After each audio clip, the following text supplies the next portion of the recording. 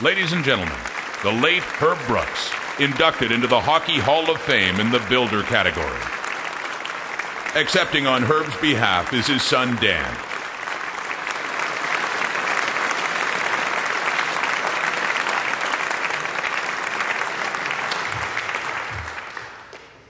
Well, thank you, Hall of Fame. Wow, what a show. I thought it was a big deal representing my dad on the red carpet in Hollywood for the premiere of Miracle. This is no comparison. A lot of people in the last couple of months, and especially this weekend, have asked me, what would your dad say if he were here?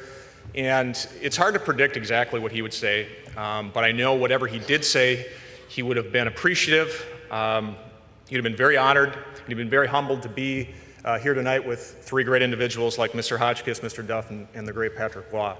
Congratulations to all three of you. The last few months I've had a lot of time to really reflect on my father's career, and it always brings me great joy. However, I hate to say this, but I used to get a bit frustrated and at times actually a bit embarrassed with all the things he did and didn't do. Selfishly, I wanted him badly to be in the game, specifically an NHL head coach. It was always so much fun being a coach's kid over the years with all the perks, the money, and the fame. It's really fun. However, the older I get, the more I appreciate what he did. In this world of hockey we all live in today, everyone seems only to be concerned with the almighty dollar and looking out for themselves. I'm now proud to say that I had a father who stood up for causes he felt to be more important than money. His life was not about materialism, celebrity, trophies, or medals. It was about personal integrity, honesty, and making the game we all love better. I can think of all the opportunities he walked away from solely because of principle. Right, Neil?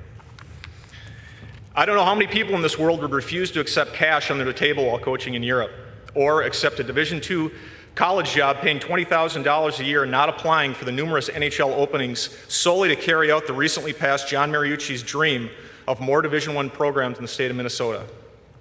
Who would walk away from an NHL coaching post because of management's refusal to remove a cancerous player, or because one of his Hall of Fame scouts was referred to as the wrong name? How many people coach a foreign country's Olympic team simply for the love of the Olympic spirit, or decline the opportunity to light the Olympic torch in Salt Lake City with his 1980 players to honor a previous commitment to speak at a local VFW? How about turn down a dream job to be united with Glenn Sather and the New York Rangers and to spend time with 5 preschool kids known as his grandchildren? Most people remember him as an American hero who coached the 1980 Olympic team, but to me, he was a hero well beyond those 2 weeks in Lake Placid.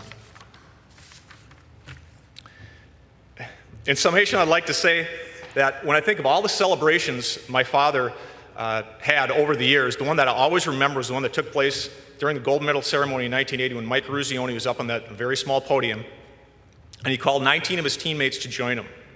Now, thanks to the final scene in Miracle, I'll always remember that scene where Mike and his teammates were pointing their fingers collectively to the sky. As you recall, my father was not present, and over the years, always when everyone would ask, "Where was your dad?" And I never knew where he was, but I do know he was in the building. He's enjoying the moment. He's at peace with himself. Well, here we are 26 years later, celebrating another memorable event, an event that no doubt will be the crowning jewel of his career.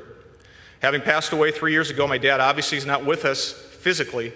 However, like in 1980, I know he's in the building, this time in spirit. Again, at peace with himself, enjoying the moment. So as he is watching, I'd now like to take a page out of Mike Ruzioni's book and spiritually summon up to the podium the following people who are really responsible for my father's induction.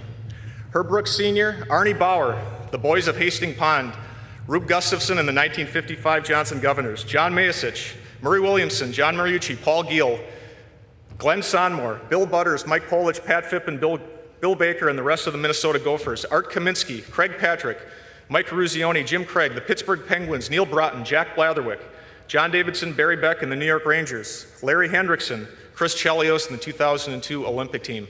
And finally, the individuals that are here in Toronto, Walter Bush, Louis Nanny, Chuck Grillo, Warren Strelo, my dad's brother and Uncle Dave. Together, we raise our fingers toward the sky, just as Mike did 26 years ago, and we salute you, Herb Brooks, as teammate, friend, inspiration, coach, mentor, father, and grandfather. Thank you very much.